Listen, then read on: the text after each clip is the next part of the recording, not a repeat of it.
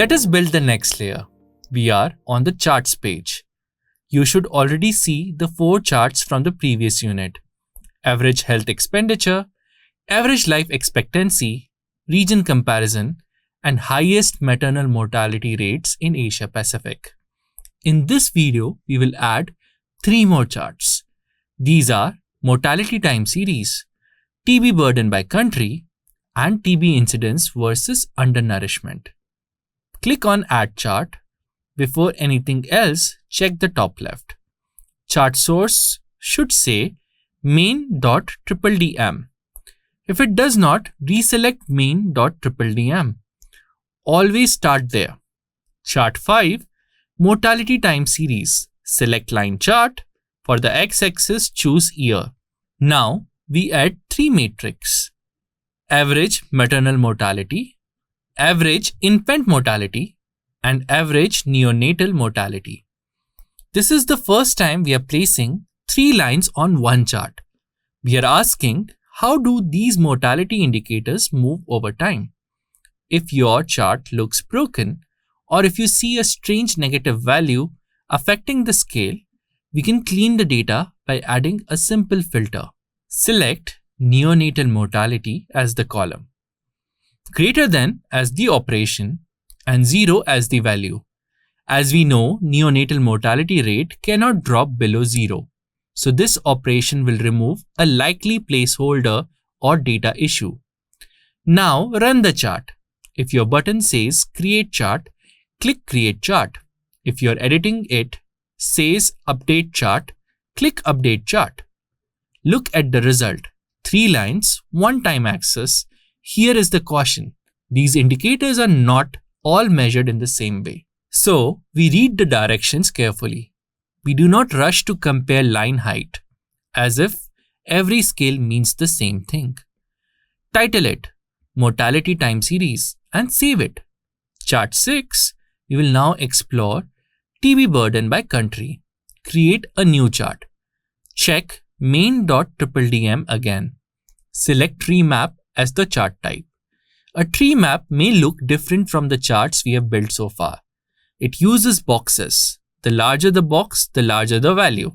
That makes it useful when we want to see which countries stand out across many categories. For dimension, choose country. For metric, choose average TB incidence. Keep row limit high enough so all countries can appear. If you see sort by metric, keep it on. Run the chart. Now look at the large boxes first. Which countries stand out? That is the job of a tree map. It helps us notice the burden quickly, but it is not the best place to read exact values. For exact values, we will still use a table later. Title it TB burden by country. Save. Chart 7, TB incidence versus undernourishment. Create a new chart. Check main.DDM. Select scatter plot.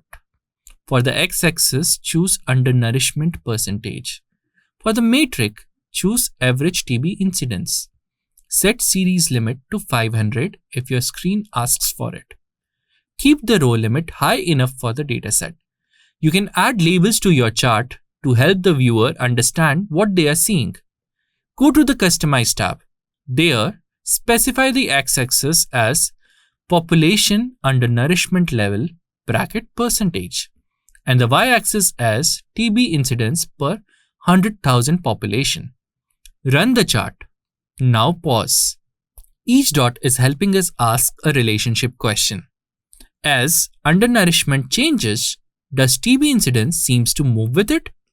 But this is where we must stay careful. The scatter plot does not prove that undernourishment causes TB. It only suggests a relationship worth checking.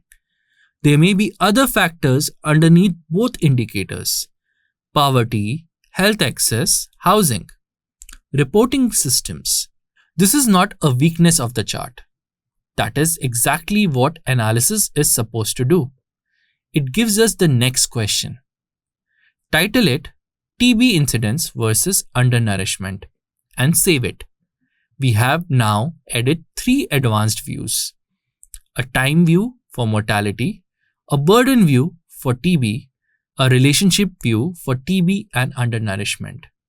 In the next video, we complete the set with HIV trend, the life expectancy map, and the bottom 10 pivot table. Then we assemble all the 10 charts into one dashboard and narrow the story to India, Bangladesh, and Vietnam.